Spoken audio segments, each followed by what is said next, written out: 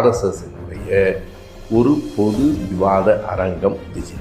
அந்த அரங்கத்தில் சீமான் போய் பேசியிருக்கிறார். பாரதியாரை பற்றி பேசுவதற்கால் பாகிஸ்தானுக்கு கூட வருவேன் என்று சொன்னார். வந்தே மாதரம் பாடலை பற்றி சீமான் பெரிதாக ஒன்றும் பேசவில்லை.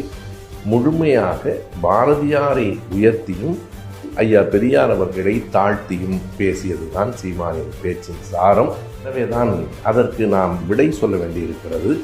பாரதியார் ஒரு மாபெரும் கவிஞர். ஆனால் பாரதியாரின் கருத்துகள் ஒரே இடத்தில் நிலை நின்றதில்லை, மாறி மாறித்தான் ஒலித்திருக்கின்றன என்பதற்கு 1000 சான்றுகள் இருக்கின்றன. தமிழ்நாட்டில் தமிழ் சிறக்க வேண்டும், பாரத தேசம் எங்கும் சமஸ்கிருதம் பல செழித்தோங்க வேண்டும், முதல்ல இந்தி பிறகு சமஸ்கிருதம்.